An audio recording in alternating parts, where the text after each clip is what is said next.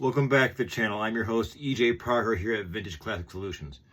What we have before you are three very special antique bottles from my personal collection. These are very old. How old? Well, what are they? Well, they're cylinder bottles. Antique black glass cylinder bottles. British in origin. I can probably guess that much. And they're found in, no, this middle one's probably Dutch. This is British, this is British. These are liquor bottles or rum bottles. And this is kind of like a little unsung genre of black glass. Usually the star of the show are these onion bottles, which I love and adore like everyone else, from around 1730, 1720. These came a little bit later. These were evolutionary in the design of bottles. Let's talk about the date. So I'm going to review with you what I was told by the sellers when I bought these. These are all bought on eBay from various sellers from around the world. So this one is, the seller says from 1750. This is a squat English mallet. How squat is it? The devil's in the details, folks. It's about 9.5 inches tall and 3.75 inches diameter at the base. This one, it was found in Key West, Florida. It was dug, meaning it was not found in the ocean. It was found in the ground, right? The sand. Now, it does not have, it has semi-transparency. I see an eye there, don't you? See an eyeball? At least I do. I don't know. But this was blown in a cylinder mold. That's why you have this whittled look. You see that whittled look? Almost like it's made out of, carved out of wood. That's from molten glass colliding with something cold, like a cold mold, right? Some kind of cold clay, or probably clay. So this is the shortest one. Evolutionary in the design. They were built low, with low centers of gravity, so they wouldn't tip over on old wooden boats. How cool is that, right? That's checking the cool factor.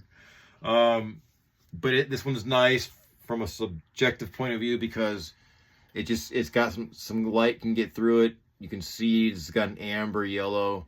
The colors just fascinate me. It's got a nice like divot, like a defect divot right there, which gives it personality. It's definitely, not symmetrical, which just screams originality the way it should be. So that was around 750 according to the seller. I think it's a little bit later. I think it could be, but not by a lot. It could be 1790.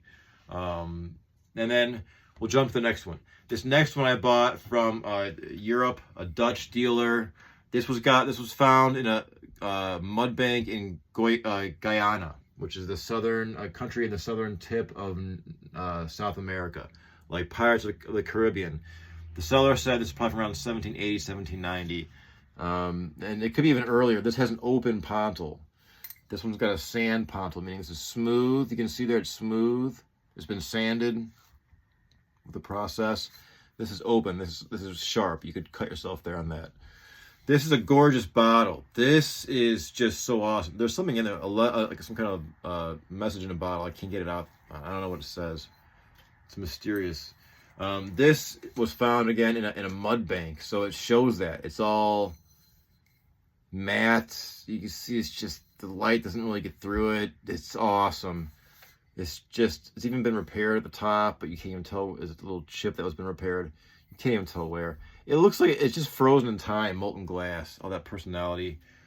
1780, 1790, Dutch origin. And then we have this one. This is a British rum bottle, probably from according to the seller, 1820.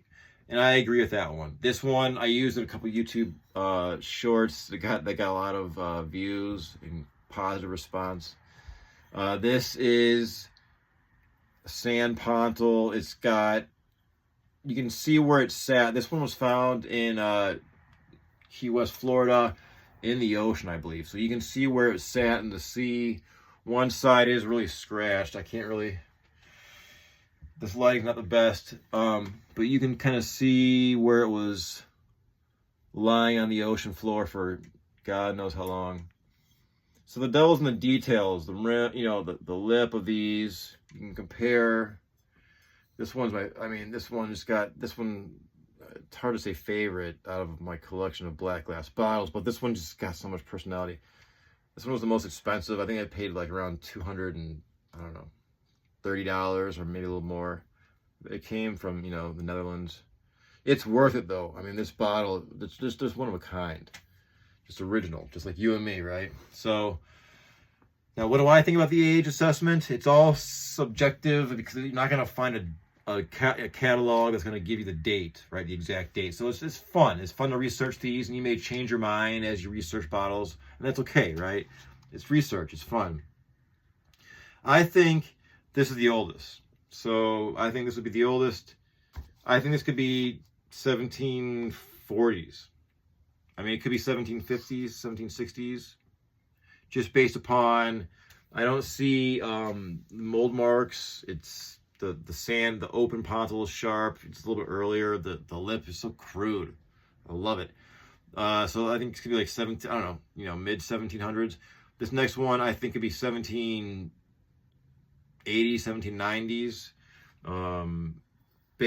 My main suspect is that sand pontil, which is a little bit later processed than the open pontil, but it's short. You can see it's squat. It's not like a true squat mallet. A true squat mallet is hand blown and it looks more mallet-like. This is like a semi-squat mallet, though it is squat and it is a mallet, like a meat mallet, right?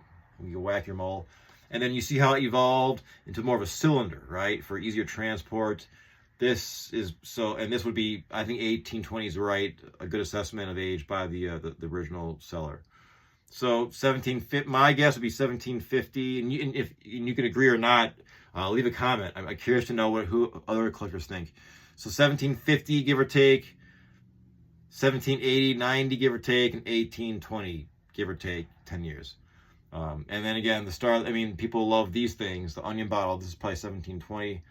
But get out of here, onion bottle. You know, the day for you, another day. These are the cylinder bottles of the 1750s through 1820s. How about that? Gorgeous, antique, primitive black glass. And as always, thanks for checking in.